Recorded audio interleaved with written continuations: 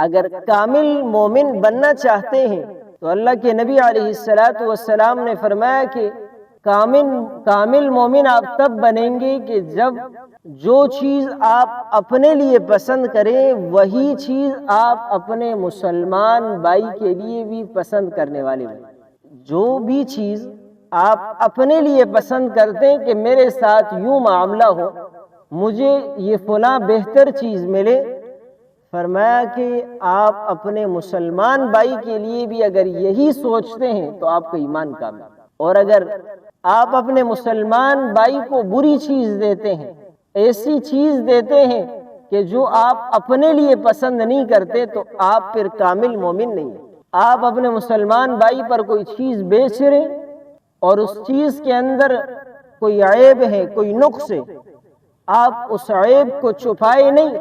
کل آپ بھی کوئی چیز خرید سکتے ہیں اور وہ دکاندار آپ سے عیب چھپا سکتا ہے، تو کیا آپ یہ پسند کرتے ہیں کہ خریدے آپ کوئی چیز اور دکاندار آپ سے اس میں وہ عیب چھپائے؟ تو جیسے آپ عیب چھپا کر چیز بیچتے ہیں، اسے آپ تو پسند کرتے ہیں لیکن لینے والا پسند نہیں کرتا، کل آپ بھی تو خرید سکتے ہیں۔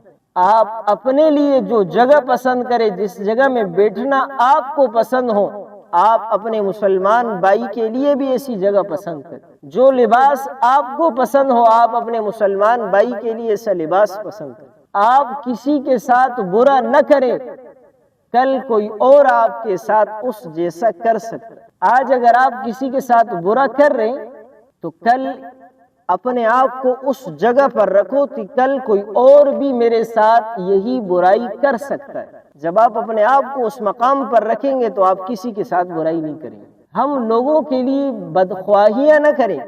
مسلمان، آپ نے فرمایا مسلمان کا بھائی ہے، اور بھائی کے ساتھ دھوکہ نہ ہو، بھائی کے لیے برا سوچنا نہ ہو۔ اور یہ تبھی ہوگا کہ جب ہم ہر وقت کسی کو مصیبت میں دیکھیں تو اس کا مذاق نہ اڑائے، بلکہ یہ سوچے کہ کل یہ مصیبت مجھ پر بھی آ سکتی۔ کسی کے لیے برا نہ سوچے، اپنے آپ کو اس جگہ پر رکھے۔ میری ایک مسلمان بہن نے مجھے فون کیا اور مجھے بتایا کہ میں ایک شادی شدہ لڑکے سے محبت کرتی ہوں اور میرا یہ مطالبہ ہے کہ میں اس شخص سے کہوں کہ اپنی پہلی بیوی کو طلاق دے دے اور مجھ سے نکاح کرے۔ آیا میرا طلاق کا مطالبہ کرنا درست ہے یا نہیں؟ کہیں مجھے گناہ تو نہیں ملے گا؟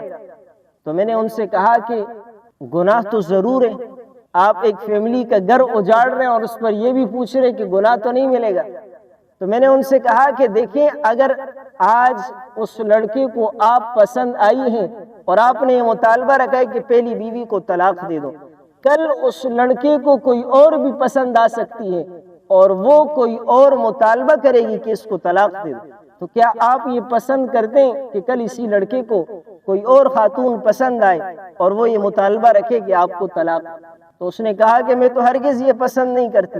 میں نے کہا کہ جب آپ یہ پسند نہیں کرتی تو آپ اپنی ایک مسلمان بہن کے لیے یہ کیسے پسند کر سکتی ہیں کہ آپ اس مرد سے نکاح کریں کہ آپ کو اس سے محبت ہے، اس کو آپ سے محبت ہے، اور وہ اپنی پہلی بیوی کو طلاق؟ تو میرے دوستو، جب ہم اپنے آپ کو اس مقام پر رکھیں گے کہ کل میرے ساتھ بھی یہ معاملہ پیش آ سکتا ہے، تو میں پھر کبھی کسی کے ساتھ برائی نہیں کر سکتا۔